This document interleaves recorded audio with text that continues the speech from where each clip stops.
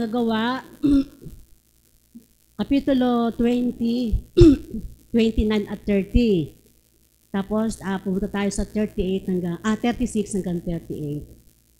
Aking talastas na pag-alis ko ay magsisipasok sa inyo ang mga ganid na lobo na hindi mga papatawad sa kawan at magsisilitaw sa mga kasamahan din ninyo ang mga taong magsasalita ng mga bagay na masasama upang mangagdala ng mga alagad sa kanilang hulihan.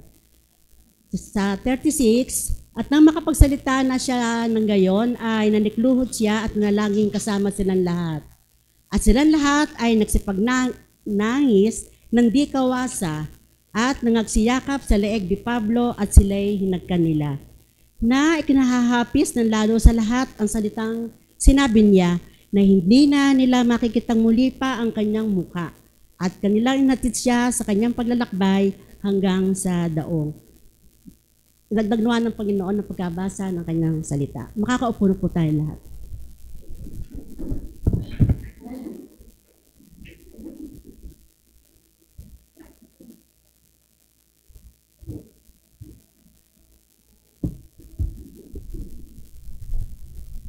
Praise the Lord. Mabuti po ang Diyos sa atin. Amen po? Amen. Praise God. Kasama po natin sa pagsamba ngayon yung taga Quezon, po, sa Calawag. And we thank the Lord for that opportunity na makapag-reach out tayo sa malalayong lugar. Po, meron din tayong kapartner sa ministry sa Bulacan, no, sa pamamagitan ni Pastor Dong. Although sila ay may sarili ng pagsamba po doon sa Quezon. Si James din ay kasama natin ngayon, no, kasi wala siya ngayon for worship, pero I'm sure kasama natin siya na nag-worship online sa saan ba siyang lugar ngayon? Sa Bacolod. Yan, nagpaalam siya nung last Sunday sapagkat meron silang kinakailangang asikasuhin na trabaho dun po sa Bacolod. Mamaya po, pinapakiusap ko po sa mga women, bago kayo humayo dun po sa Bible study ninyo, magkakaroon tayo ng pag-aaral tungkol sa Bible interpretation, pero Tagalog version. Okay? Kaya bago kayo humayo, sana kape-kape tayo, no, para sa isang dahil sila po ay sa biyaya ng Diyos ay araw-araw na nag-Bible study. Palapakan po natin ang Panginoon po doon. Of course, yung Wednesday naman, prayer meeting. Pero halos araw-araw na rin yun na sila'y nasa gawain ng Panginoon. Ganun din, atin pong patuloy na ina-announce yung atin pong binabalak na ipamigay na solar lights din po sa ating mga kapatiran na hindi kasing laki ng income natin. Doon po sa Calawag, Quezon. Madalas na brownout po sa kanila. So, itong solar lights na ito ay makakatulong po para sa kanila. So, yan po ay nasa halagang 348 pesos. Pero nabili po natin siya na mas baba kasi binili natin ng maramihan, 15 pieces. So, mas mababa na yon, wala pang 300 pesos kasi may discount yun na 30%. So,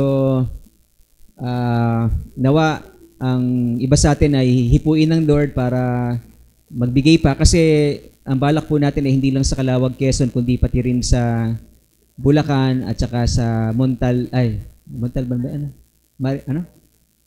Saan lugar yun? Montalban yata. Montalban? Kay Pastor, Greg Okuto sa Wednesday po ay makakasama po natin siya sa prayer meeting para i-share yung ministry po doon sa Montalban. Bundok po yun na kung saan siya ay nagmi-mission po doon. So, praise God sa privilege na magamit tayo ni Lord na mabless ang ibang mga nangangailangan po. Doon po sa Quezon, by the way, sila po ay natututo na po magbigay. First time na marinig ko na yung offering nila nung kahapon ay 400 plus. Nung dati mga 30 pesos, 40 pesos. Nung last itong kahapon lang ay 400 plus yung offering nila. So ibig sabihin natututo na po sila magbigay at yung pagbibigay po nila ay pinamimigay din po sa mga nangangailangan. So every Friday, meron silang pinag-uusapan kung sino yung bibigyan kahit papano ng maliit na halaga na makakatulong na pandagdag sa kanilang mga pangangailangan. So praise God for that. Kaya ito pong box po natin, nakalaan din po ito para sa kanila or sa iba sa atin na nangangailangan. Di ba kung merong mga ilangan po sa atin, although minsan pag meron po may sakit po sa atin na kailangan ng malaking pera, nagpapa-special offering po tayo bilang tulong sa mga kapatid sa pananampalataya. Lalo kung malaki yung mga yung kanilang pangangailangan na dapat bayaran. Ano po? So, yun po ay dahil po sa utos ng Panginoon na tayo ay magmahalan. Amen po? Yan. So, love God, love one another, and make disciples of our Lord Jesus Christ. Sa atin pong talata na binasa po, again, ito po ay part 3. Pero sa part 3 po natin ng mensahe ng Lord for the past 2 Sundays, pang third ngayon na parte ito, bahagi ito na ating tinatalakay sa Book of Acts mula po sa chapter 20 verses 18 hanggang 30. Okay? Pero dinagdag natin dito yung isang mahalagang katotohanan din na dapat po nating panatilihin sa ating kalagitnaan, yun po yung pagmamahalan. Okay? Maalala po natin na sa kaganapang ito sa Acts chapter 20 verses 18 hanggang 32, pinakita po ni Apostol Pablo yung kanyang ministeryo nung araw pa, in the past, at sa present, and then sa future, yung kanyang gospel ministry. Ang ating pong text ngayon po ay tungkol sa number 3 and 4, no? Yung future gospel ministry at saka yung kanyang farewell or pagpapaalam doon po sa church sa Ephesus, prayerfully and tearfully. Okay, so nagbigay siya ng babala doon sa mga false teachers na darating pagkatapos niyang umalis. Okay, yung mga savaging wolves na hindi papatawarin o hindi papalagpasin ang mga tupa ng Diyos, na hindi sila mapahamak, no? At sila ay manggagaling sa labas at saka sa leadership ng church itself. Okay? So, kaya sa umaga pong ito, sa araw po ito ay pinamagatan po ang ating mensahe na persistent service to God, part 3, and persistent love for one another. Okay, so sabihin mo nga sa katabi mo, I love you with the love of the Lord. Ibang usapan nyo kaila Kuya Ate Dina. Ibang usapan. So, tayo po'y manalangin. Let's bow our heads in prayer. Heavenly Father, we come before you with humility in our hearts, acknowledging our sinfulness, our sins against you, Panginoon. Patawarin niyo po kami at tulungan niyo po kami, Panginoon, as we study your word, that you will help us to understand, Panginoon, ang mga bagay na nais mong paunawa po sa amin. We pray that your Holy Spirit will be the one to teach us, and dalangin po namin ang pagkilos sa aming mga puso at isipan upang kami ay makinig at maging focused sa inyong salita. Panginoon, tulungan niyo kami na ma-overcome ang anumang hindrances na gagawin ng kaaway para kami ay may divert sa aming attention sa inyong salita. Lord, we pray na yung salita mo ay magdulot sa aming buhay ng pagbabago at pagpapabanal, Panginoon, sa aming mga pamumuhay, Panginoon, sa aming buhay. Lord, I pray that you would guide me, Panginoon, and use me as your servant, as your vessel. Lord, channel of blessings ng iyong salita. Nawa, Panginoon, tumatag kami, tumibay sa pamagitan ng mga aral mo sa amin. Sa pangalan ni Jesus, Amen. Amen. Praise God. So, simulan po natin sa verse 29 hanggang 30, ang naisturo ng Panginoon po sa atin mula sa talatang ito. Okay? Now, sinabi ni Apostle Paul na pag-alis niya ay magsisipasok sa kanila, sa church dun po sa Ephesus, ang mga ganid na lobo. Yung ganid na lobo, medyo mahirap intindihin, kaya kinuha ko yung ibang translation sa English na ang sabi ay savage wolves, or ravenous wolves sa ibang translation, fierce na mga lobo, no? Yung lobo, kasi walang lobo sa atin kundi yung balloon, no? Pero yung lobo sa kanila, yung pwede nating tawagin dito na asong gubat. Yan. Kaya sa ibang translation, yan po ay asong gubat. Okay? So merong mga asong gubat na papasok sa church sa Ephesus. Yun po ay foresight or prediction ni Apostle Paul na pagkaalis niya ay may darating na mga savage wolves. Ito pong savage wolves na ito ay in connection sa metaphor na ginamit niya rin po sa preceding verse, no, sa verse 28, na kung saan pinaalalahanan niya po yung mga elders ng church na pangalagaan ninyo ang flock of God. Okay? Shepherd the flock of God that is among you. Okay, so yung flock na yon, sheep ng Panginoon or sheep pen ng Panginoon, ay metaphor din yon, di ba? At kung merong sheep pen, ay meron ding wolves, di ba? May mga ravening wolves na aaligid para atakihin yung mga tupa para sila'y patayin. So yun yung metaphor na ginamit po ni Apostle Paul at maging ng ating Panginoong Yesus, na siya yung pinaka-shepherd natin, tayo ang kanyang mga sheep, at merong mga ravening wolves na aaligid sa atin para tayo ay lapain, okay, patayin. Ngayon, sino yung mga ravening wolves na yon? Kung tayo yung mga tupa, sino yung mga ravening wolves na tinutukoy ni Jesus at ni Apostle Paul? Okay, sino yun? Palagay nyo, sino? Kaaway? Sino pa? Anong klaseng kaaway yon? Sino sila? Mga Antichrist or false prophets or false teachers. Yung Antichrist, false prophets, false teachers, pare-pareho lang din po yun. Okay? Bukod pa si Satanas na kaaway ng Diyos at kaaway ng Iglesia. Okay? So, ito pong mga ravening wolves na ito, mga ganid na lobo na ito ay tinutukoy ni Apostle Paul na mga false prophets and false teachers. Ito po ay isang word of caution na I believe si Apostle Paul ay narinig na sinabi ni Jesus Christ, no? Maaring narinig niya mismo directly from Jesus Christ or sa mga alagad ni Jesus Christ na bago siya maging apostle. Okay? So, ano yung sabi ng ating Panginoon? Magkakaroon ng mga false prophets, mag-ingat tayo sapagkat sabi ng Panginoon Jesus ay merong mga false prophets na darating na nakasuot na parang tupa, no? Sila ay maamong parang tupa pero sa loob ay ravening wolves, no? Mga nagbabalat kayo na may daladalang mga aral na hindi tama na magdadala sa atin sa kapahamakan. Okay? So yan po yung binabanggit ni Apostle Paul na babala sa Ephesus Church. At sa atin din, syempre, no, ng Panginoon at ni Apostle Paul. Okay? Now, dinescribe ni Apostle Paul po dito, yung mga false prophets na yon, yung mga false teachers na yon. Ano po yung mga descriptions niya po dito? Una po, they will come in among you. Sa dalata pong ating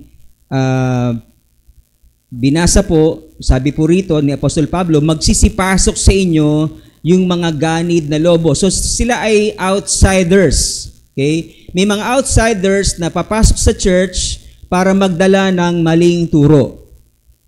Okay? So, kaya tayo ay ganun din. Ano po, mag-iingat po tayo na baka merong mga pumapasok na may maling aral na dala, tayo po ay maging mapagmatsyag. Okay? So, yan po ang babala ni Apostle Paul. Sila po ay fierce wolves, mababangis na asong gubat, at walang patawad na sisilain nila ang kawan. No? Kasi sabi diyan, hindi magpapatawad sa kawan. Yung hindi magpapatawad, wala kasing salitang Tagalog na pinakamalapit doon sa sila po ay sisilain. Sa isang Tagalog na translation, ginamit po ay sisilain po nila ito pong mga kawan. Okay? Walang patawad or hindi po sila maawa. Yun, walang awa. na silang lalapain ito pong mga kawan or mga tupa ng ating Panginoon.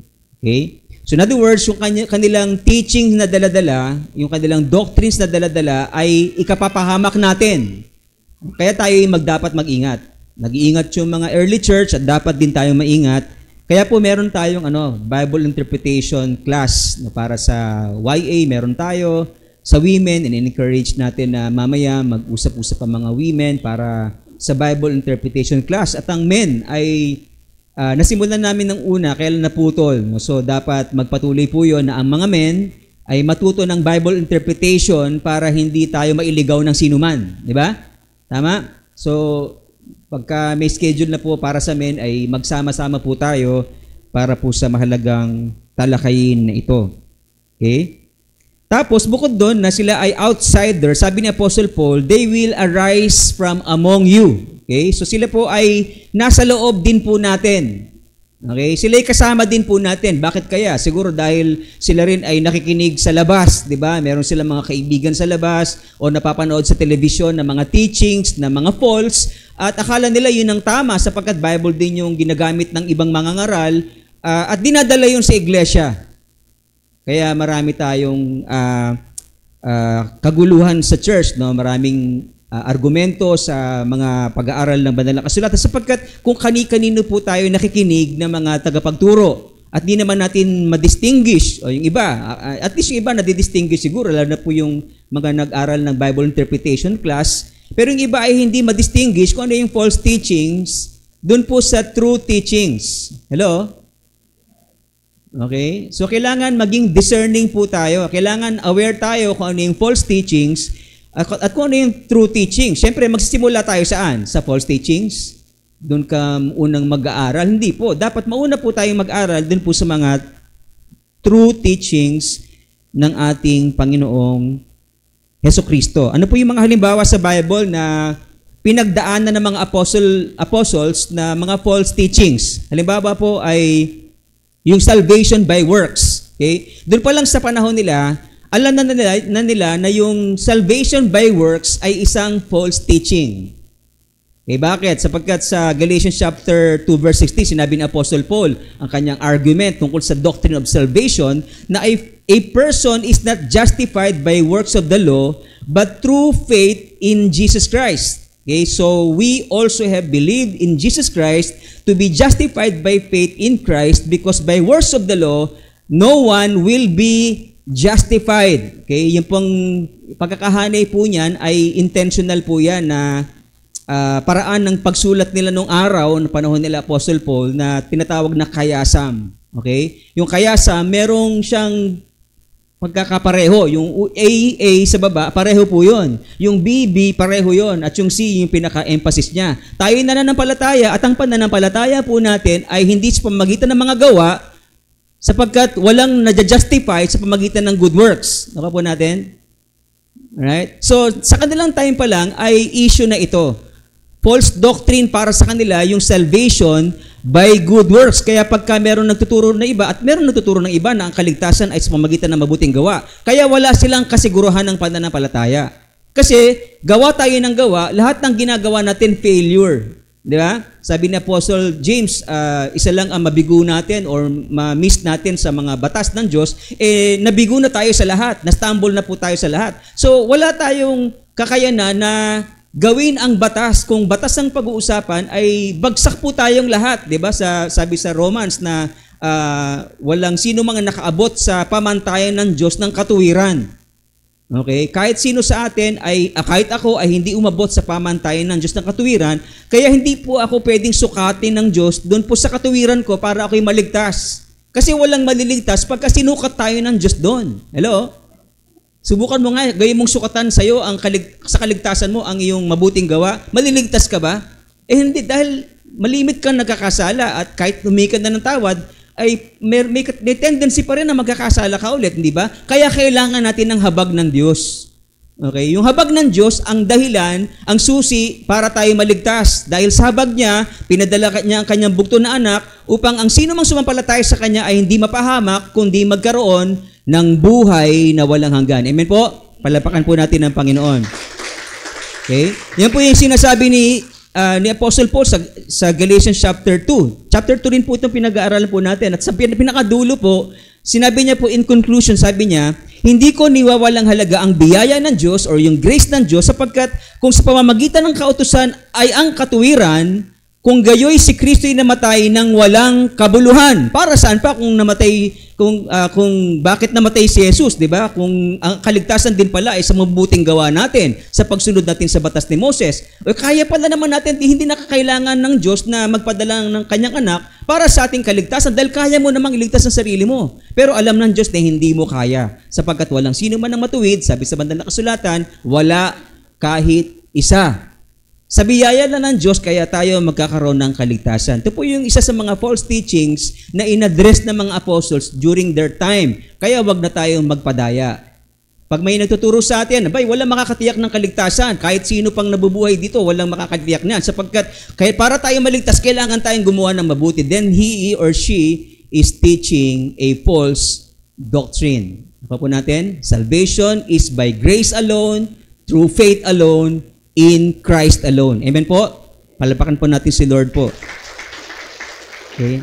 Ano pa ang isang false teaching na inaddress po nila sa kanilang time? Sa kanilang time, meron pong mga tao doon na dinideny si Jesus bilang Christ. Okay? Kino-confess nila na si Jesus ay hindi mula sa Diyos. Buti pa si Nicodemus ay kinonfess niya na, we know that you are from God. Kasi hindi pwedeng magagawa mo yung mga miracles kung hindi ka mula sa Diyos, di ba? Pero may iba sa kanilang time na hindi kino-confess na si Jesus ay mula sa Diyos. Okay? At ganun din sa 2 John chapter 1 verse 7, meron din po sa kanilang time na hindi kino-confess na si Jesus ay dumating, si Kristo, Jesus ay dumating in the flesh. Okay? Ano po ibig sabihin nito? Kasi po, nung panahon po nila, may mga Greek philosophers, no, yung mga Grego kasi, yun yung mga kalaban nilang bansa nung araw, na maraming dinidiyos. Okay? Marami sila, libo-libo yung kanilang Diyos-Diyosan. Okay? At isa sa mga paniniwala nila, hindi pwedeng tumira ang Diyos sa isang flesh sa flesh. Kasi yung flesh para sa kanila ay evil. Lahat ng material things ay evil. Kaya dumating sila sa konklusyon na ang Diyos ay evil sapagkat itong earth na kanyang nilikha, kasama tayo na nasa flesh, ay evil. So ang creator ay evil din. Ganun po sila mag-isip. Okay? Ito yung mga kausap ni Apostle John during the time na sinulat niya po, or ito yung tinatalakay ni Apostle John during the time na sinusulat niya po yung 1 John and 2 John. Sapagkat sa panahon nila ay may mga false prophets. May mga false teachers. Dumating yung sinasabi ni Apostle Paul na magkakaroon sa inyo ng mga false prophets pag alis ko. Okay, nangyari yon. Marami pong mga false teachings na lumabas dahil po sa mga false teachers nito or false prophets. Sinasabi nila na hindi pwedeng bumaba ang Diyos at mag-anyong tao sapagkat ang flesh natin ay evil. Hindi po pwede yon sa Diyos na banal. Okay, hindi sila naniniwala kay Jesus na siya yung Messiah kasi siya ay tinatahanan ng Diyos. Hindi po pwede po yun sa mga naniniwalang ganito. No? Ito pong sinasabi 2 John chapter 1 verse 7. Actually, sila po yung mga later on ay naging mga Gnostics, yung tinatawag na Gnosticism. Hindi po sila full-blown dito, nagsisimula pa lang sila rito kaya wala pa silang katawagan. Pero eventually, nung wala na yung mga alagad, sila po yung mga tinatawag na Gnostics. Naniniwala sila na hindi po pwedeng tumahan ang Diyos na banal sa isang material na bagay na masama or evil. Okay? Kaya hindi sila naniniwala kay Jesus bilang Diyos. Pero tayo ay naniniwala na si Jesus ay ang Kristo. Amen po? Sapagkat siya ang Diyos na nagkatawang tao. Number 3, dinideny nila yung Father and the Son sa 1 John chapter 2 verse 22. Ito po yung ugnayan ng Ama sa Anak. Malaking tulong sana po ito dun sa mga nasa Jehovah's Witnesses, dun sa mga Iglesia ni Cristo, sapagkat hindi nila ma-reconcile yung relationship ng Father and the Son. Hinihiwalay po nila yon na parang ang Diyos ay iisa lang at si Jesus ay hindi Diyos sapagkat iisa lang ang Diyos. Pero dito po, may relationship yung Father and the Son. Ano po yung kanilang relationships according to John din po, Apostle John. Sinulat niya po sa John chapter 1 verse 1 na si Jesus bilang Word, no, siya ay Word, na was with God. Ano po? So, si Jesus yung Word of God who was with God in the beginning. Okay? So, yun yung relationship na meron sila. Yung Father and Son ay existing na ever since before the foundation of the world na ando na yung presence, existence ng God the Father and God the Son being in one Godhead. Alright? Ano pa yung katotohanan na makita po natin? Si Jesus ay co-creator with the Father. Sa John chapter 1 verse 3, inilikha ang lahat ng bagay dahil sa pamamagitan ng salita at ng hininga ng ating Panginoong Diyos. Okay? So, si Jesus na ating Kristo at ang Ama ay iisa, sabi sa John chapter 10 verse 30, no? Iisa sila sa Godhead pero magkaiba doon po sa person. Okay, doon sa kanilang nature bilang Diyos ay merong persona. Okay? Ano pa? Whoever confesses the Son has the Father also. So sinasabi po yun sa 1 John chapter 2 verse 23. In other words, kapag tinanggap mo si Jesus sa iyong puso bilang iyong Panginoon tagapagligtas, ay tinanggap mo na rin ang Ama sapagkat sila ay iisa sa pagiging Diyos. Okay? Magkaiba sa persona pero iisa sa pagiging Diyos. Sa John 6:44, the Father draws people to Jesus Christ and Jesus will raise them up on the last day. Kung hindi Diyos si Jesus, paano niya bubuhayin yung mga namatay sa Kanya, nananampalataya sa Kanya, di ba? Sabi ni Jesus, I will raise them up, yung mga believers kay Jesus Christ, Jesus Christ will raise them up on the last day. Ano pa ang katotohanan na makita po natin? In other words, Jesus Christ is the second person of the Trinity. Siya po yung God incarnate. Sabi po sa John 14:26, the Holy Spirit will be sent by the Father in Jesus' name. Pagkatapos sa John 15:26, the Holy Spirit will be sent by Jesus proceeding from the Father. Nakita niyo po yung relationship na meron sa Ama at saka sa Anak na mismong sila ay naintindihan po nila. Tayo, maaaring hindi natin maintindihan. Pero sa isang banda, si Jesus na anak ng Diyos ay nagpadala sa banal na Espiritu, nagpadala ng banal na Espiritu sa atin. At sa isang banda naman, ang Ama din naman ay ang nag-sent in Jesus' name. No? Nagsugo sa pamagitan ng pangalan ni Jesus sa banal na Espiritu para makasama natin. So, yan po yung merong klaseng ugnayan, ang Diyos Ama at ang Diyos Anak. At ang tinuturo ng iba na false teaching, sila ay magkahiwalay. Si Jesus ay anghel lang na para sa iba at ang Diyos ay Diyos na nag-iisa. Okay? Naniniwala tayong iisa ang Diyos, pero siya ay may tatlong persona, pero hindi sila. Kasi ang maling teaching ay tatlo ang Diyos. Okay? Ayun ang maling teaching. Ang totoong teaching, iisa ang Diyos na ating sinasamba, pero siya ay may tatlong persona. Okay? God the Father, God the Son, and God the Holy Spirit. Sinubukan ng mga church fathers po natin, yung mga church fathers po natin, sila po yung mga nagtanggol ng pananampalatayang Kristiyano noong mga panahon ng pinag-uusapan yung doktrina, no? At sinasabi nila na yung anak daw, si Jesus bilang anak ng Diyos, kung paano siyang may pagkakapareho sa Ama ay parang katulad ng apoy, 'di ba? Yung apoy, no? Yung apoy, yung araw sa apoy ay pareho ng apoy na sinisindihan natin dito. Yung apoy sa araw ay pareho ng apoy na sinisindihan natin dito. Pero magkahiwalay sila, 'di ba? Pero iisa ng essence. Okay? Ganun yung paliwanag nila na ang Diyos ay iisa in essence, no?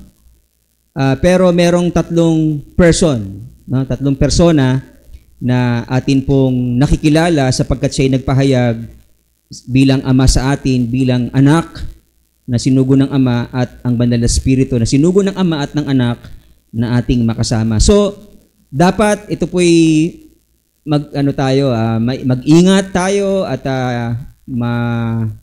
hindi man natin lubos na maunawaan sapagkat ito isa sa mga mysteries na hindi natin lubos na maipapaliwanag. Sapat kung maipapaliwanag natin ang Diyos, hindi na siya Diyos. Di ba? Subukan mong ipaliwanag ang Diyos, pag nakuha mo siyang explain, hindi na siya Diyos kasi kaya mo siyang explain eh. Di ba?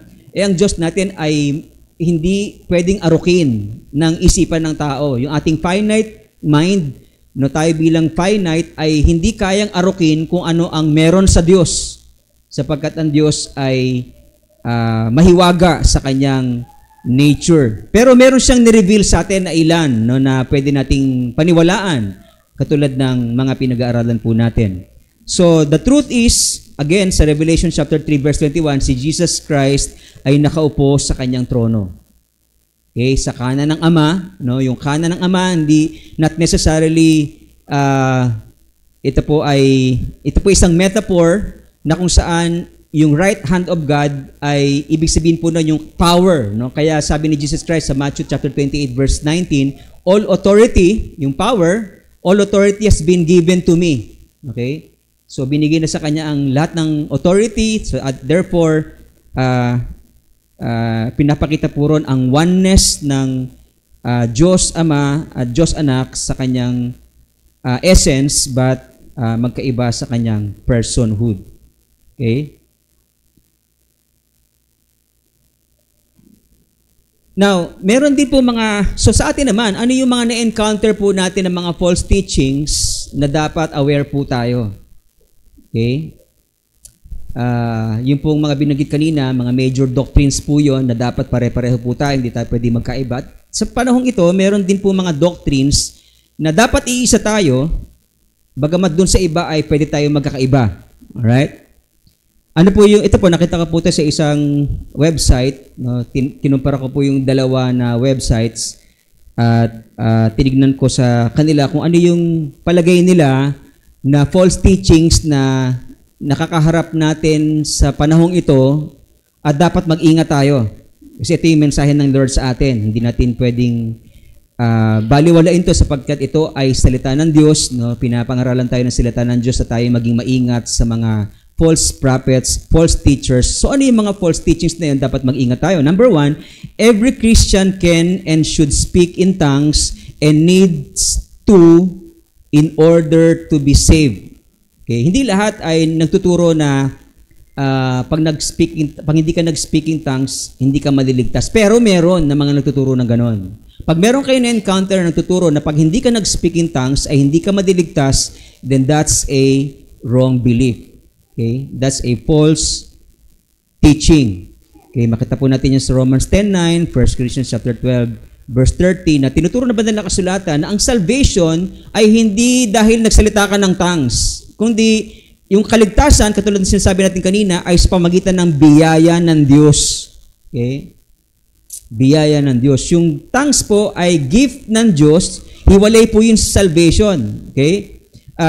Parang dagdag po yun na benepisyo sa mga Kristiyano para saan? Para sa kapakanan ng iglesia, para mapatatag ang mga Kristiyano at maging sa mga unbelievers ay may preach ang gospel sa pamamagitan ng speaking in tongues. 'Di ba? No, nag-speak in tongues ang early believers dun sa Book of Acts chapter 2. Narinig 'yon ng mga karatig bansa na-interpret nila, nalaman nila yung language na yon, bagamat yung mga apostles ay nagsalita ng wikang hindi nila alam yon ng mga iba na nakarinig nun, no? At naunawaan nila ang katotohanan tungkol sa Diyos at sila ay sumampalataya dahil po dun sa speaking in tongues na yon. So, bago magsalita ng tongues yung mga believers, sila po ay mananampalataya na. Sila po ay pinangakuan na ng Diyos ng kaligtasan. So, saved na sila at yung speaking in tongues ay benepisyo para sa mga mananampalataya, para sa katatagan ng iglesia at para for evangelism para po sa mga unbelievers. Okay? Pangalawa na false teaching, sinasabi po dun sa website na yon ay yung daw mga Christians can lose their salvation. Pinalitan ko ng konti yung Christians kasi hindi lahat ng Christians ay maliligtas. Merong mga professing Christians. Sa bibig Kristiyano, pero sa puso hindi. Ano sabi nila? Kristiyano sa nguso, pero hindi sa puso. Kasi walang nagbago sa puso. Sa nguso, Kristiyano ako. Pero sa puso niya, walang pagbabagong nangyayari. Ang totoong Kristiyano ay yung may binago si Lord sa kanyang puso, kaya born again eh. Ang born again, may binabago si Lord sa heart mo. Okay, kaya ikaw ay nagbabago sa kabanalan, patungo sa kabanalan. Okay? So, in other words,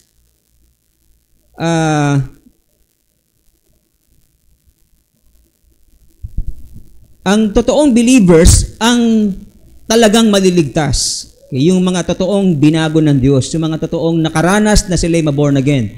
Di ba sabi sa John 1:12, sabi po doon sa salita ng Diyos, lahat ng tumanggap sa Kanya, lahat ng sumampalataya sa Kanya, ay binigyan sila ng Diyos ng karapatang maging anak ng Diyos, pinanganak ng Diyos, hindi sa laman, kundi sa pamamagitan ng Diyos. Okay? So, kailangan ang tao ay ipanganak ng Diyos. Pinanganak ka ng magulang mo minsan, di ba? Pero kailangan tayong ipanganak ng Diyos. Paano? Kung tayo ay mananampalataya, at tayo maniniwala sa pangalan ni Jesus na siyang ating Panginoon tagapagligtas, then ang Lord sa kanyang pangako, gagawin niya tayong kanyang anak. Ikaw ay maboborn again, papanganak na muli. Pinanganak ka ng magulang mo dati, papanganak ka naman ng Diyos ngayon na ikaw ay sumampalataya na magiging bahagi ka na ng pamilya ng Diyos. Nung una, na ikay pinanganak ng nanay mo, naging pamilya ka ng pamilya ng magulang mo. Pero naging anak ka ng Diyos, naging pamilya ka ng Diyos. Alright? Kaya hindi garantiya na ikaw ay nasa pamilyang Kristiyano, born again ka na.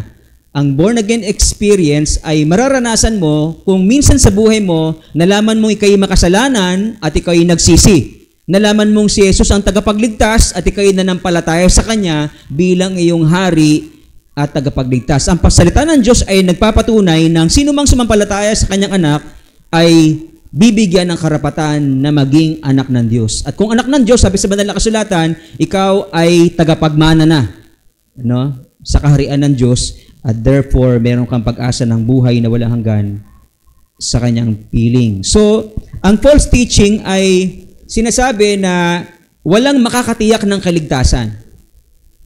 Okay? Pagka gano'n ng isang relihiyon, ako hindi na ako sasama doon kasi walang katiyakan ng kaligtasan. No?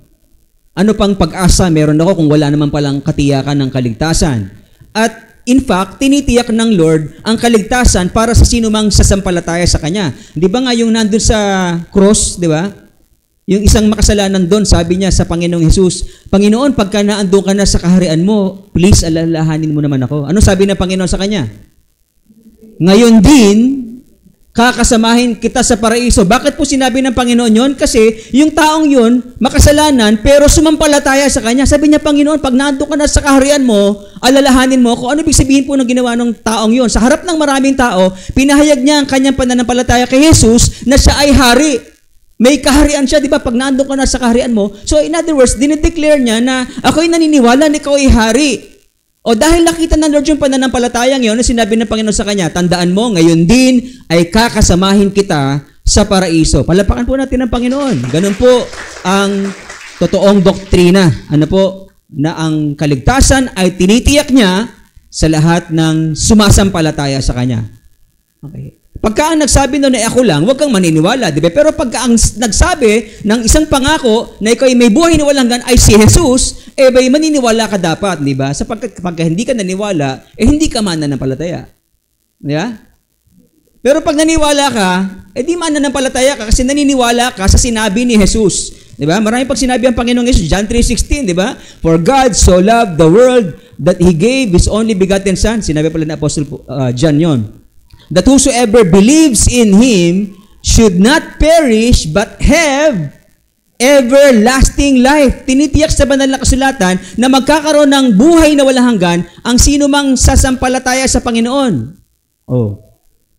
Asan din yung nasabihin nila na walang katiyakan ng kaligtasan samantalang ang salita ng Diyos ay nagpapatunay na ang sino mang sasampalataya sa Kanya ay may buhay na walang hanggan. Hello? Paanong walang pag-asa ng kaligtasan? Samantalang sinasabi ng banal na kasulatan yon. John chapter 5, verse 24. Ano yung sabi doon? Truly, truly, I say to you, sino mang nakikinig sa aking mga salita at sa nagsugo sa akin ay may buhay na walang hanggan. Siya'y inilipat na mula sa kamatayan patungo sa buhay. Sino nagsabi nun? Ng Panginoong Jesus.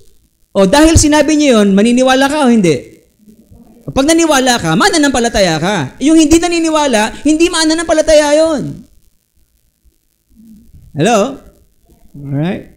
At tinitiyak ng Lord ng sino mang nakikinig sa kanyang salita at sino mang sumasampalataya sa Ama na nagsugo sa kanya ay may buhay na walang hanggan. Alright? Nilipat na sa buhay mula sa kamatayan. 1 Peter chapter 1 verses 3 to 6. Purihin natin ang Diyos at Ama ng ating Panginoong Jesucristo dahil sa laki ng habag niya sa atin, tayo'y sinilang sa isang panibagong buhay sa pamagitan ng muling pagkabuhay ni Jesucristo. Ang bagong buhay na iyan ang nagbigay sa atin ng malaking pag-asa. Nakakamtan natin ang isang kayamanang walang kapintasan, hindi masisira, hindi kukupas. Ang kayamanang iya'y nakalaan doon sa inyo sa langit. Tinitiyak ng salita ng Diyos na ang pamana sa kalangitan ay para sa mga sumasampalataya sa Kanya. Verse 5, sapagkat kayo'y sumasampalataya o sumampalataya, iingatan kayo ng kapangyarihan ng Diyos samantalang hinihintay ninyo ang kaligtasang nakalaang ihayag sa katapusan ng mga panahon. Verse 6, ito'y dapat ninyong ikagalak, bagamat maaaring magdanas muna kayo ng iba't ibang pagsubok sa loob ng maikling panahon. Do you see? Right? Tinitiyak ni Apostle Peter sa mga mananampalataya na merong assurance ng kaligtasan. Meron tayong pamana na iniingatan ng Diyos sa kalangitan. So merong assurance. Merong katiyakan ng kaligtasan. At hindi po yun mawawala sa mga genuine believers in Christ. Hindi po yun mawawala sapagkat yun ay iniingatan ng Diyos ng kanyang kapangyarihan samantalang hinihintay natin ang pagbabalik ng ating Panginoon. Sino nag-iingat ng ating kaligtasan, ating pamana? Ang Diyos ang nag-iingat ng kaligtasan yon. Kaya meron pong katiyakan. Hindi po mawawala yon sapagkat yun po ay iniingatan ng Diyos para sa mga totoong sumasampalataya sa Kanya. Yung mga totoong nakaranas na sila'y maborn again dahil minsan sila'y nagsisi, nagbalik loob sa Diyos at pinagahari ang Panginoong Yesus sa kanilang buhay. Number 3 na false teaching sa ating panahon, sinasabi dun sa website na yon na isang Christian site, it is God's will that every Christian be healthy and wealthy. Well, in a sense, gusto ng Diyos na tayo maging healthy. Pero kung ang kalooban niya ay maging healthy ka palagi, hindi ka namamatay. Diba? Kasi healthy ka. Pag may sakit tayo, umihiling tayo na tayo dagdagan pa ng buhay. Di ba? Pero hindi mapipigilan yun sapagkat nakasulat na yon na tayo mamatay dahil sa ating mga kasalanan. Pero sa biyaya ng Diyos, meron tayong buhay na walang hanggan na inilaan ng Diyos para sa atin, isang pamana sa langit na iniingatan niya para sa atin ng mga sumasampalataya sa Kanya. Gusto rin ng Diyos tayo umasenso sa buhay, hindi ba? Pero hindi lahat ay nakakaranas ng wealth or riches na pareho ng nararanasan ng iba. Di ba? Si John the Baptist, hindi naman siya naghangad ng yumaman, di ba? At hindi siya namuhay na mayaman katulad ng mga nasa palasyo noong time nila. Siya ay, pagkain niya ay pulot-pukyutan, di ba? At ang kanyang damit ay balat ng hayop, di ba? So, in other words, kung ano lang meron sa paligid, yun ang kanyang kabuhayan, no? Pero may iba na mas higit ang kalalagayan sa kanya in terms of material na bagay. So, hindi sukatan na tayo'y Kristiyano kung tayo, walang Kristiyano na mahirap. No? Hindi po yun tamang teaching.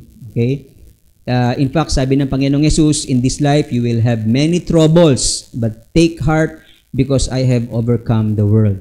Right?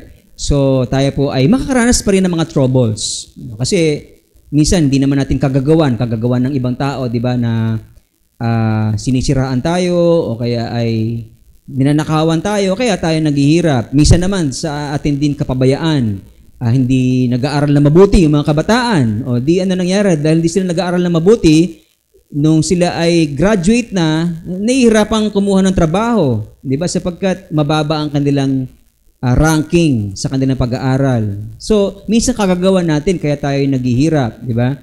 At minsan din naman talagang dahil lang po sa persecution ng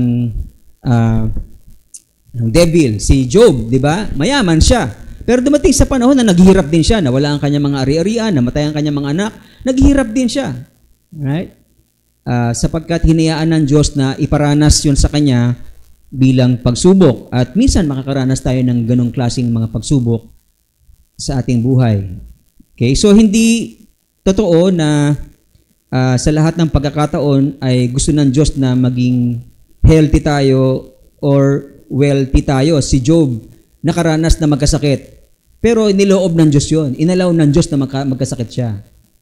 O di masama na ba ang Diyos sa ganong sitwasyon? Hindi po, sapagkat meron siyang plano. Okay? So hindi palagi na gusto ng Diyos na maging healthy tayo. Minsan ay aalaw niya na magkasakit tayo. Kasi minsan dinidisiplina niya tayo halimbawa or meron lang matinding pagsubok na matest ang ating faith sa Kanya. Right? So hindi palagi. No? Hindi palagi. Although kagustuhan niya rin na pag may sakit na tayo, gumaling din, di ba?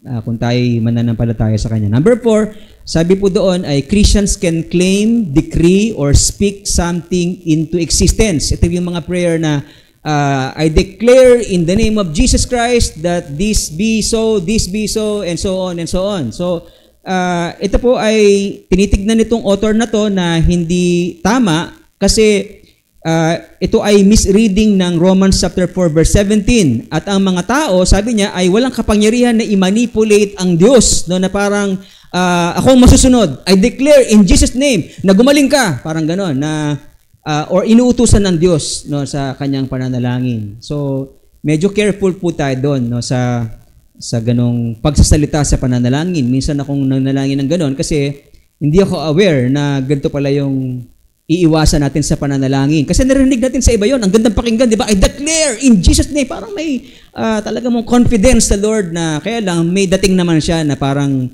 ikaw na yung masusunod. Hindi, asan ang sovereignty ng Diyos kung ikaw yung masusunod, di ba?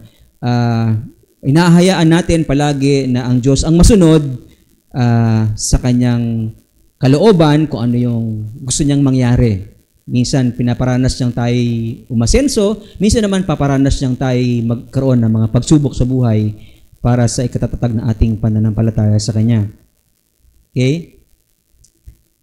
So, mag-ingat po tayo dito. Number 5, yung legalism. Ito po yung idea na lahat ng rules and regulations ay kailangan sundin. At ito, pagka ginawa mo, mapiplease mo ang Diyos. No? Halimbawa, sabi ng iba, ang totoong Kristiyano ay hindi nagpapatato. Yan. So, kawawa naman sila, Lenlen, kung yun ang, di ba, yung batas na pinapairal natin, di ba? Bagamat yung iba ay wina-warningan natin sapagkat hindi ka na makapasok sa PMA kapag ka may tattoo ka, hindi ba sapagkat bawal sa kanila ang may tattoo? Or hindi ka na makapag-donate ng blood pagka ikaw ay, pero hindi yun para sabihin na hindi ka na Kristiyano, di ba? Kasi pagka sinabi mo yun, that's legalism. Okay? Ang isang totoong Kristiyano ay hindi dapat makamiss ng isang service sa church. Okay, paano pag umabsent ka na, hindi ka na Kristiyano? Minsan kang umabsent, no? So, that's legalism. Parang dinadagdag natin ang mga rules para tayo ay maging banal o kaya ay maligtas, no? That's legalism.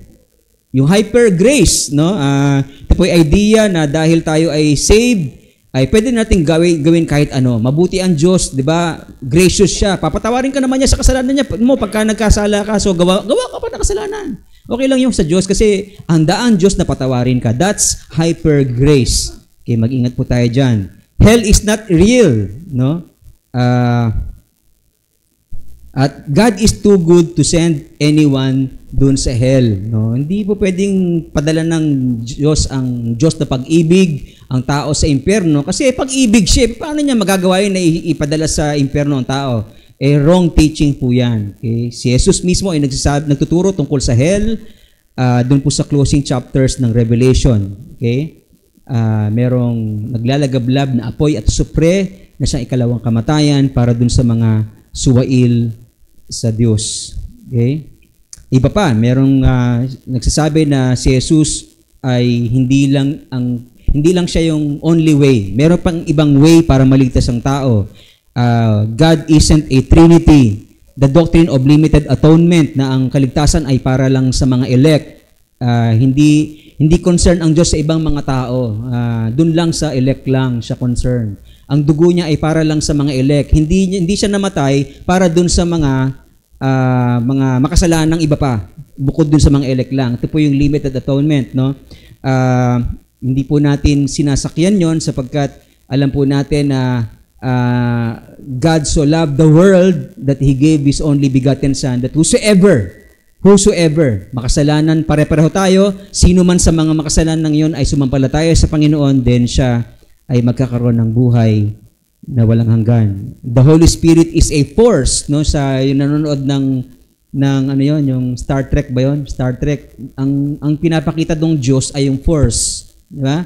So kaya mag-iingat tayo na baka na-implant na sa atin yung mga napapanood natin sa movies. Okay? Repentance isn't required for salvation. Okay? Sa atin na paniniwala po natin, salvation is by grace alone, through faith alone, in Christ alone. At sa faith na yon, nakapaloob doon yung repentance. Kasi hindi ka naman mananampalataya kung hindi ka magsisisi.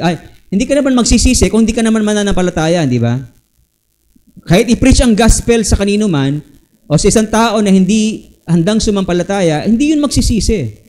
Kaya siya nagsisi dahil sumasampalataya siya. Okay? So, parang one in the same po yung faith po. Kasi nakapaloob na yon dun sa faith, yung repentance. Yung baptism regeneration na hindi ka maliligtas kung hindi ka mag-undergo ng water baptism. Okay? So, that's a false teaching. Pero, hindi naman natin dapat iset aside din yon dahil command ni Jesus Christ yun. So, bilang Kristiyano, kailangan pa rin tayo magpabaptize. Ang isang case na hindi na-baptize in water, nung siya nanampalataya, ay yung nasa krus, di ba? Nanampalataya siya, dun sa point na yon na siya ay nasa krus na. Wala nang pagkakataon para siya i-baptize noon, di ba? So, hindi dapat gawing katuruan na ang baptism in water ay dapat mangyari bago ka maligtas. Okay? Now, sa last verse po natin, ito po yung sabi, no? Nang makapagsalita na siya ng gayon, ay nanikluhod siya at nanalangin kasama silang lahat. Okay, silang lahat ay nagsipagnangis, na di kawasa o di matapos na pagwangis, at nagsiyakap sila kay Paul at hinagkan siya, at sila ay hapis na hapis sapagkat hindi na nila muling makikita si Apostle Paul, at kanilang inihatid siya sa kanyang paglalakbay hanggang sa daong. Okay? Kung merong isang salita na makikita po tayo dito para may mensahe ang Diyos sa atin ngayon, ano po yun kaya? Paalis na si Apostle Paul. Nakipanalangin siya sa kanila, lumuhod siya at pinanalangin sila, nagyakapan sila, nag-iyakan sila, tapos sinatid pa dun sa daong. Ano ibig sabihin nun? Kung merong isang salita para i-describe ang lahat na ito, ano yun? Love. Di ba? Love. Love. So ano mensahe ng Diyos sa atin? Hindi lang tayo nagpe-persist in serving God, but we persist in loving one another. Yung iba, in opposite dun sa nangyari kay Apostle Paul, naghiwalay sila na magkagalit.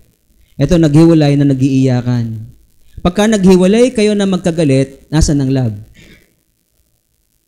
Pag naghiwalay kayo nang ayaw nyo makita ang isa't isa, nasan ang love? Ayun yung sinasabi ni Apostle Paul, na pagka hindi ka marunong umibig, hindi ka totoong born again. Hindi ka marunong umibig sa iyong kapatid, hindi ka totoong sa Diyos. Right? Sapagkat ang lahat ng nasa Diyos ay nasa pag-ibig ng Diyos at minamahal ang kanyang kapatid. Paano masasabi, sabi ni Apostle John, na mahal mo ang Diyos gayong yung hindi mo siya nakikita, tapos yung nakikita mo ay hindi mo minamahal. Di ba? Sabi mo, mahal kita, Lord. Daling gawin mo kasi ang Diyos ay hindi nakikita. Pero yung nakikita mo, hindi mo minamahal. Yung sinasabi ni Apostle John. So ikaw ay professing Christian lang kung gayon. Ang totoong Kristiyano, ang totoong born again, ay namumuhay sa pag-ibig. At nakita natin yan dito, di ba? Kaya sila nag-iiyakan, kasi kaya sila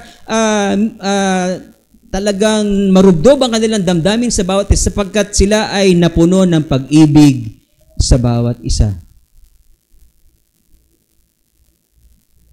So persist in serving God and persist in loving one another. Alam niyo po, marami tayong mararanasan na problema sa church. Meron kang makakagalit, meron kang may encounter sa church na hindi mo magkakaroon kayo ng hindi pagkakaunawaan. Kung wala kang pag-ibig, aalis ka na. O kung wala siyang pag-ibig sa'yo, aalis siya. O kung wala kayong pag-ibig sa bawat isa, hindi kayo magpapansinan. At isa sa inyo mawawala. Okay? Hindi ganyan ang kalooban ng Lord sa atin. Ang message ng Lord sa atin ngayon, sa paglilingkod natin sa Kanya, let's persist on loving one another. Okay? Sabi mo sa katabi mo, I love you with the love of the Lord. Okay. Dagdagan mo yung sasabihin mo. Sabi mo, bibigyan kita ng room for mistake. Mistakes, yan. Bibigyan kita ng room for mistakes. Sabi mo sa katabi mo, bibigyan kita ng room for mistakes. Ibig sabihin nun, pagka nagkamali, pagbigyan mo. Di ba? Nagkakamali talaga eh. Yung iba kasi pagka nagkamali, wala na, ayawan na. Di ba? Pagbigyan mo, give room for mistakes. Kasi marami tayong pagkakamaling magagawa sa bawat isa. Naalala ko na kung bakit ako mahilig magbiro na ng gugulat. No? Kasi, sa Batangas, meron kami dong katulong na magugulatin. Yung mali-mali ang tawag nun, di ba? Mali-mali. Palaging, bata pa ako nun palaging teenager. Palaging binibiro yon ng tatay ko tsaka ng mga security guards doon. So, pagka ginugulat siya, kung ano-ano mga sinasabi na nakakatawa. Okay? So, kami, dahil nakikita namin yun, ginagaya din namin. Pagka nakikita namin yung katulong namin, ginugulat din namin para magmali-mali. Ganon. At nagkakatawanan kami. No, so, nadala ko yun. Minsan, nagagawa ko yun sa iba at hindi pala lahat matutuwa dun sa ganong biro. So, alam ko yung pagkakamali ko, pero wag naman dun sa point na dahil nagawa namin yon or nagkamali kami sa inyo, ayawan na. Hindi na kami papansinin, di ba? Yung babasusin na kami. Nagkakamali din. So let's give room for mistakes, di ba? Ito sila, siguro sa loob ng 3 taon na nakasama ni Apostle Paul yung mga mananampalataya, I'm sure nagkaroon ng pagkakamali sa mga sa relationship nila. Pero dahil mahal nilang bawat isa, iyakan sila bago sila maghiwalay. Kasi hindi na sila magkikita. Yung iba, ayaw na talaga magkita dahil nagkahiwalay ng may hindi pagkakaunawaan. Hindi maganda, di ba? Yung ibang ayaw ako makita, yun ang mahirap. Hindi ko maatim. So, magkukulong na lang ako sa kwarto dahil ayaw ko makita. Di ba? So, but that's not the will of God for us. Let's persist in loving one another. Wag po love another one, ha? Love one another. Okay? So, atin pong selyuhan ito ng communion po na atin pong ginagawa bilang pag-aalaala sa Panginoon tuwing first Sunday of the month.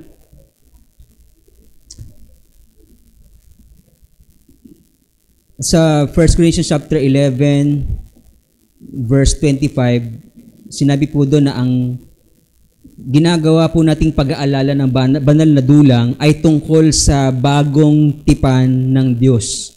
Okay? Ang sarong ito'y siyang bagong tipan sa aking dugo. In other words, may lumang tipan, di ba? Sa lumang tipan, nakipagtipan ang Diyos sa Israel. Sa bagong tipan, nakipagtipan ang Diyos sa church. At yung church ay composed ng Israelites at ng mga Gentiles. Okay, so iisa lang yon, one and the same lang yon. Ang pareho ring nakipag-covenant, hindi naputol ang covenant ng Diyos sa Israel, sapagkat yung church ay composed din ng Israel at saka ng Gentiles. Kaya pinag-isa na niya yon. Okay? So tayo ay nasa bagong tipan. Tayo po ang katipan ng Diyos na kanyang iglesia. Sa tipanan, ever since Old Testament, meron palagi yung compact. Okay? Sa compact na yon, meron dapat na dugong dumanak. Kasi yung dugong dumanak na yon, sign yon na kapag lumabag ang sinuman, dun sa tipanan, mangyayari sa kanya kung anong ginawa dun sa hayop na yon na pinatay. Kuha natin, yung blood compact. Okay. Kaya sa pag-aalala din at natin ng banal na dulang, iniinom natin yung saro ng Panginoon na pinakita niya yung katapatan sa atin. Namatay siya para sa atin. Pagka tayo, binigo natin siya, mamatay tayo sa harapan niya. Dahil binugo natin ang kanyang tipanan. Ganito kaseryoso yung tipanan sa Diyos. No? Ang problema ito, lagi tayong magpe-fail. Di ba? Kung ang sukatan ng Diyos doon sa tipanan na yon, pagka ikaw ay lumabag sa tipanan natin, mangyayari sa iyo yung kung ano nangyari sa blood compact, di ba? Mamatay ka, lahat tayo patay, di ba? Kaya namatay na si Jesus para sa iyo, para hindi ka na mamatay. Siya nang umako ng kamatayan na yon, na parusa doon sa mga lalabag, pero dahil sumampalataya ka, wala ka ng parusa ng kamatayan, kaya may buhay na walang hanggan sa Panginoon. Palapakan po natin siya. Okay? Yun yung bagong tipan ng Panginoon.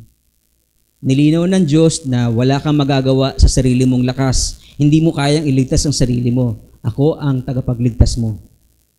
Dapat kang mamatay dahil wala kang kakayanang tuparin ang batas na isinet ko sa iyo. No? So anong ginawa ng Diyos? Dahil sa habag niya, may namatay para sa iyo. Walang iba kundi ang ating Panginoong Jesus. So itong ine-emphasize ng Lord sa ating gagawing pag-aalaala ng banal na dulang. Okay, may tipanan tayo sa Diyos, pero hindi naman ibig sabihin nun, sasamantalahin na natin yung habag ng Diyos, di ba?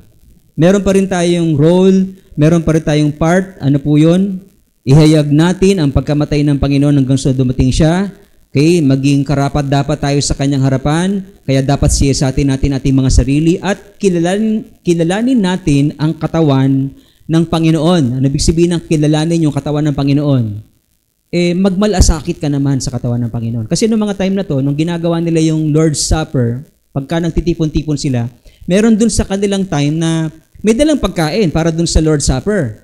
Pero kakainin niya lang sa sarili niya yun, hindi siya mamimigay. Asan yung malasakit niya sa church? Wala siyang pakialam sa church. Wala siyang pakialam sa iba na mga mahihirap na walang pagkain na madadala dun sa supper na yon. Okay? So, anong tinuturo sa atin ng Diyos dito? Meron tayong pananagutan sa Diyos, meron din tayong pananagutan sa bawat isa. Hindi lang sa Diyos. Okay? Kasi, ang Diyos, madali lang natin sabihin niya, Lord, I love you. Yung love mo sa iyong kapatid, yun ang hinahanap ng Diyos. Sapagkat kung anong ginawa mo sa kaliit-liitang ito, sabi ng Panginoon, ginawa mo sa akin. Okay. So, sa tipanang ito, meron tayong tungkulin. No? Maaring mag-fail tayo paminsan-minsan kahit kailangan natin ng dugo ng Diyos na palagi tayong hugasan sa ating mga kasalanan, pero tayo ay nag-strive na i-please ang Diyos sa ating buhay. Magmalasakit tayo sa church, magmalasakit. Yan ang preaching ni Brother Sam last Wednesday, yung malalim na malasakit sa iglesia. No? Yung mga nag-share ng solar lights dahil meron silang malalim na malasakit sa iglesia. Pagpapakita ng malasakit yon. Yun yung ditong kasama sa tipanan natin sa Diyos. Nagbibigay ka ng kaloob mo every Sunday. Yun ay bahagi mo ng pagpapakita ng malasakit sa church at kinikilala mo ang church na ikaw ay parte nito. Right? So, dahil doon tayo po yumuko, tayo magpalinis sa Panginoon. Baka may mga pagkakataon na tayo ay nagkulang ng malasakit sa iglesia, sa gawain ng iglesia, sa mga kapatiran sa iglesia. Let's ask for forgiveness at muli nating paniwalaan at tanggapin ang kapatawaran ng Diyos na handa siyang patawarin tayo sa ating mga kasalanan. Maging karapat dapat tayo sa Diyos sa pagtanggap natin ng banal na dulang. Lord, patawarin niyo kami sa aming mga pagkakasala at nawa sa pagtanggap namin ng banal na dulang ay maging karapat dapat kami sa inyo at maging makabuluhan sa amin ang essence ng supper na ito na ikaw ay nakipagtipan sa amin at kami sa tipanang ito ay bigo, dapat mamatay, pero ikaw pa rin ang umako ng kamatayan namin upang sa kamatayan mo kami ay mabuhay. Lord, salamat po sa iyong biyaya ng kaligtasan, kapatawaran, buhay na walang hanggan. Nawa, ito po ang katotohanan ito ay mai-preach namin sa mga tao at marami pa ang maligtas at makasama namin sa iyong kaharian. Sa pangalan ni Jesus. Amen. So let's distribute po.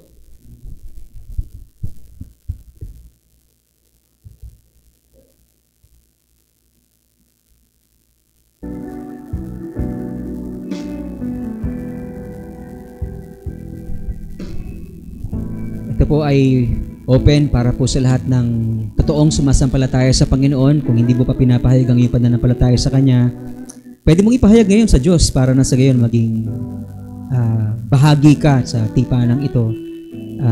Magsisi ka, tanggapin si Jesus sa iyong puso bilang iyong Panginoon tagapagligtas, at nang sa gayon ay maging karapat dapat tayo sa pagtanggap ng banal na dulang na ito.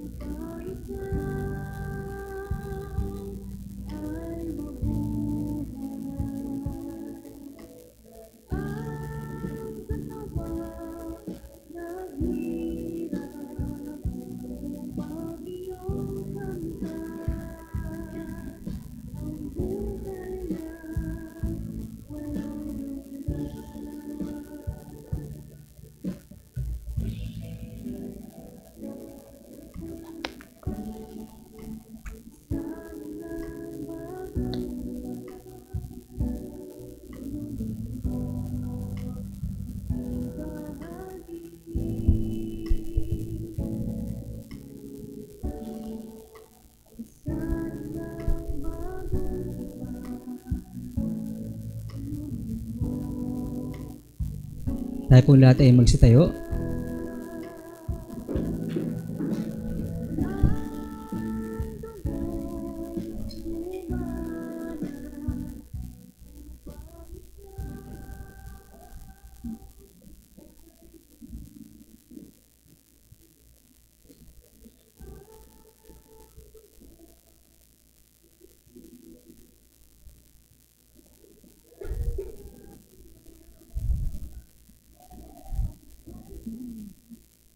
Ang Panginoong Yesus, ng gabing siya'y pagkanulo ay dumampot ng tinapay, at nang siya'y makapagpasalamat ay kanyang pinagputol-putol at sinabi, "Ito ang aking katawan na pinagputol-putol dahil sa inyo, gawin niyo ito bilang pag-aalaala sa akin."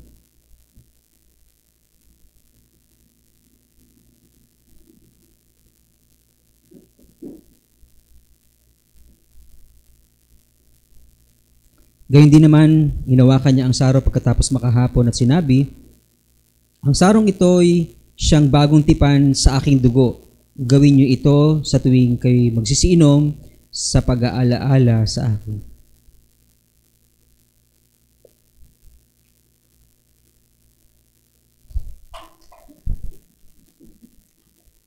Let's continue to pray. Heavenly Father, once again, we thank you sa inyo pong dakilang pag-ibig sa amin. Salamat po sapagkat sa iyong biyaya ay naging bahagi kami ng pakikipagtipang ito sa inyo. Salamat dahil mula sa karamihan, pinili nyo kami upang marinig ang iyong mabuting balita at makatugon kami sa iyong biyaya, Panginoon, ng may pagsisisi, pananampalataya sa inyo, sa inyong anak na si Jesus. Mula ron, Panginoon, kami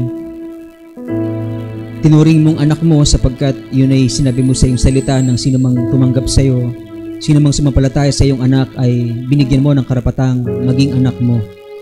Salamat po sapagkat ginawa mo kaming bahagi ng iyong pamilya mula na kami nanampalataya sa inyo, Panginoon. At ang pananampalatayang ito ay nagpapatuloy, Panginoon. Sa tipanang ito, Panginoon, nais mo na kami maging tapat sa inyo. Ikaw ay tapat sa amin, no doubt about it, Panginoon. Pero kami nagpifail paminsan-minsan sa aming responsibilidad sa pakikipagtipan sa iyo, kaya't humingi kami ng tawad. Nagpapasalamat sapagkat mayaman ka sa iyong biyaya at handa kang patawarin kami sa mga kasalanan po namin. Although alam po namin, Panginoon, di namin dapat abusuhin, Lord, ang grace mo. Sapagkat ang hyper grace ay false teaching. Lord, tulungan mo kami na makaiwas, Lord, sa mga kasalanan. Salamat sapagkat present ka sa pamagitan na yung Holy Spirit sa aming mga buhay. Mula na kami nagsisi, tinanggap ka sa puso namin bilang aming Panginoon tagapagligtas. Ayon sa iyong salita, Panginoon, tinahanan mo kami ng inyong Santong Espiritu. At ang Santong Espiritong yon ang nangungusap sa amin araw-araw. Nagko-convict sa amin sa mga bagay na mali upang aming iwasan. Nagko-convict sa amin sa mga bagay na matuwid upang aming lakaran. Ang banal na Espiritu ang siyang gumagabay sa amin sa lahat ng katotohanan. At sa pamamagitan mo, Panginoon, sa iyong kapangyarihan ay binago mo ang aming puso na dating masuwayin sa iyo ay naging masunurin sa iyong kalooban. Salamat po, Panginoon, sa karanasan ito, Panginoon, na pinaranas niyo po sa amin. Ang iyong habag, ang iyong biyaya, ang kami gawin mong, ituring mong iyong anak, Panginoon, nagpapasalamat po kami. At sa mga hindi pa nakakaranas nito, Panginoon, amin pong dalangin na marinig nila ang mensaheng ito. At sila'y tumugon sa mensahe mo na mahal mo sila, nais mong sila'y maligtas, Panginoon, ngunit kailangan nilang ipahayag na sila'y dapat magsisi sa inyong harapan at tanggapin ka bilang Panginoon at tagapagligtas ng kanilang buhay. Sino man sa mga nakikinig ngayon ang handang magsisi at tanggapin si Jesus sa kanyang buhay, pwede mong gawin yan. Sa pamamagitan ng isang panalangin, lumapit ka sa Diyos, humika ng tawad, magpakumbaba ka, at tanggapin mo si Jesus sa iyong puso bilang iyong Panginoon at tagapagligtas. At kung gagawin mo yan, ang pangako ng Diyos sa kanyang salita, lahat ng sumampalataya sa kanya ay pinagkalooban niya ng buhay na walang hanggan. Lahat ng sumampalataya sa kanya ay binigyan niya ng karapatan na maging anak ng Diyos. At kung anak ng Diyos ay tagapagmana ng kanyang kaharian, kasamang tagapagmana ng kanyang anak na si Jesus. Salamat po, Lord, sa iyong biyaya ng kaligtasan na binubuhos mo sa mga taong nagsisi at sumampalataya sa iyo even right now, Lord Jesus Christ. Kung meron man na pinahayag niya ang kanyang pagsisisi, ang kanyang pananalig sa inyo, ngayon din, Lord, tapat ka sa iyong pangako, sa iyong salita. Pinatawad mo sila sa kanilang mga kasalanan at binigyan ng karapatan sa iyong walang hanggang buhay sa iyong kaharian. Lord, salamat po sapagkat sa karamihan dito, Panginoon, ay pinaranas mo sa amin ang iyong biyaya ng kaligtasan. Naalala namin po dati, Panginoon, na nung wala pa kami sa inyo, matigas ang aming puso at ginagawa yung mga bagay na hindi mo kalooban ng parang baliwala lang sa amin. Nagkakasala kami ng walang lungkot na nadarama. Hindi marunong matakot, Panginoon, sa inyong pagiging Diyos sa amin. Pero nung kami ay binago mo sa aming puso, nung kami sumampalataya at nanalig sa inyo, Panginoon, binago mo kami sa aming hangarin. Nagbago ang aming pag-iisip. At Panginoon, wala kaming ibang hangarin na kundi bigyan ka ng kaluguran sa aming buhay. Paghariin ka sa aming buhay. Ikaw lamang ang aming sambahin, paglingkuran, at mahalin. At maging ang bawat isa sa amin na bahagi ng iyong pamilya ay mahalin din. Dati hindi namin gustong mahalin ang mga sino mang umaaway sa amin. Pero sa biyaya mo na binago mo ang aming puso, sino mang umaaway sa amin, nakukuha namin na patawarin at mahalin sapagkat binago mo ang aming puso. Meron pa rin kami mga nagagawang kasalanan at hinihingi po namin ng tawad sa inyo yun. Mga pagmumura, minsan meron sa amin na nagagawa pa ito, mga maaring mga pagsisinungaling, Panginoon, o masamang bisyo, o mga kwento na hindi dapat namin ikwento na buhay ng ibang tao. Lord, nagkakamali pa rin kami, Panginoon. Salamat sapagkat kung hindi sa iyong biyaya ay matagal na kaming patay. At wala kaming pag-asa ng buhay sa iyong piling sapagkat lahat kami ay walang ginawang tama. Minsan nakagawa, gagawa ulit ng mali, paulit-ulit sa aming mga kasalanan. Sa iyong habag, Panginoon, kami nabubuhay. Sa iyong biyaya lamang, Panginoon, kami magkakaroon ng pag-asa ng buhay na walang hanggan. At ito'y pinagkaloob mo sa lahat ng mga sumampalataya sa iyo. Kaya kami nagpapasalamat sa iyo, Panginoon, sa iyong biyaya sa amin, sa iyong pagmamahal sa amin na kami pinili mo mula sa karamihan at pinangakuan, Panginoon, hindi lang pinatawad kundi binigyan ng karapatan sa buhay na walang hanggan sa iyong kaharian ayon sa iyong salita. Kaya pinapanampalatayanan po namin ang iyong salita. Naniniwala kami na tapat ka sa iyong salita at gagawin mo ang iyong sinabi. Tulad ng sinabi mo doon sa krus sa isang makasalanan, ngayon din kakasamahin kita sa paraiso. Ito isang pangako, Panginoon, dapat paniwalaan ng tao. Kaya kami ay sumasampalataya, naniniwala sa iyong katapatan at pangako sa amin ng buhay na walang hanggan. Mula doon, Panginoon, kaya naman dapat suklian namin, Panginoon, yun ng mabubuting gawa. Suklian namin, Panginoon, yun ng pagsunod sa iyong kalooban. Suklian namin, Panginoon, yun ng pagmamahal sa inyo, paglilingkod sa inyo, pagsamba sa inyo lamang, Panginoon. Kaya dito mo kami dalhin, Panginoon. Dito mo kami dinadala, in fact, Lord God. Ginaguide mo kami na inyong Santong Espiritu upang gawin namin ang inyong kalooban. Kung hindi dahil sa inyong Holy Spirit, wala kaming magagawa. Siya ang nag-uudyok sa amin. Siya ang naglilid sa amin sa lahat ng katotohanan para magawa namin ang inyong kalooban. Salamat po sa iyong presence sa amin, Holy Spirit. Na-acknowledge namin that without you, we can do nothing. And Lord, marami kami mga pagsubok na pagdadaanan pa. Merong iba dito, malalim ang kanyang hugot, malalim ang kanyang pinagdadaanan, Panginoon, problema at mabigat na pagsubok na kanyang kinakaharap ngayon. Lord, I pray that you meet everyone's need, Panginoon, sa mga sandaling ito. Holy Spirit, I pray that you move, Panginoon, O God, para po ang mga pangangailangan ng inyong anak ay ma-meet even today, Lord Jesus Christ. May mga sakit po sa amin, Lord, we pray for your healing touch to be upon our sick bodies in the name of Jesus Christ. We pray by faith, Lord, for your healing touch to be upon our sick bodies in the name of Jesus Christ. Sa mga kapatid namin na may kakulangan financially, Lord, we pray, Father God, for your divine provision. Lord Jesus Christ, ikaw po ang magdagdag na mga kakulangan po ng bawat isa, kulang ang kanilang sweldo para sa kanilang mga gastusin. Lord, I pray that you be the one to provide for their needs, Panginoon. You are our Father to us, O God. Kailanman di mo kami pababayaan, iiwan man, Panginoon. So we put our trust in you sa mga material needs po namin.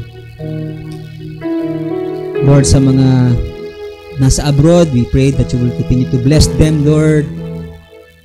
Patuloy mo silang gamitin as salt and light, Panginoon, sa malayong lugar na sa pamagitan ng buhay nila, makikilala kanila, Panginoon, makikilala ng mga unbelievers na ikaw ang Lord, Savior, and King na dapat naming paniwalaan at sambahin paglingkuran. Bless mo ang kanilang mga families sa Pilipinas at ang bawat isa sa amin, sa mga kabuhayan ng bawat isa, yung mga may negosyo, Lord, we pray for your blessings, Lord, sa mga nagnenegosyo. Bigyan mo sila ng wisdom, Lord. May kami ng inyong karunungan, Panginoon, sa pagmamanage ng aming mga business, kung paano ito'y aming aayusin, asikasuhin ng tama, makikitungo ng tama sa mga customers, Panginoon, magbigay ng quality service, O God. I pray, Lord, for your blessings to be upon them. More customers, Lord, na magtitiwala sa kanila upang sila ay tumatag sa kanilang kabuhayan at makapag-share po sila hindi lang sa kanilang family kundi sa iyong kingdom. Maging sa mga nagtatrabaho, Lord, we pray for your wisdom, guidance, protection sa araw-araw nilang pagpasok, Lord. We pray for promotion, Panginoon, sa kanilang trabaho, Lord, na sila ay kakakitaan ng isang pagtatrabaho na may katalinuhan, Panginoon, kasipagan, karunungan, Panginoon. Lord, we pray that you bless, Panginoon, aming mga workers, O God, mga tahanan, Lord, sa mga pinagdadaan ng pagsubok, Lord. Patuloy po naming pinagkakatiwala ang lahat ng ito sa inyo. Higit sa lahat, Lord, dahil po sa kakaharapin po namin mga pagsubok pa, paglabas namin ng church na ito, meron agad tukso na aaligid sa amin para kami ilayo sa inyo.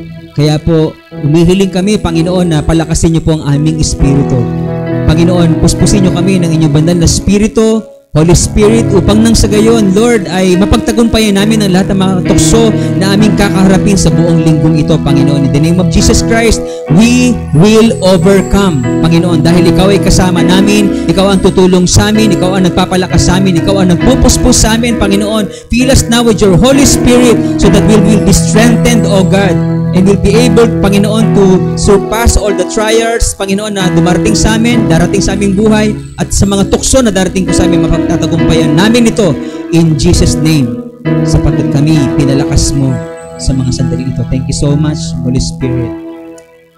We honor you today, we bless you, we magnify you, hayaan mo sa iyong lingkod na ipataw sa bawat isa ang inyong mayamang bendisyon.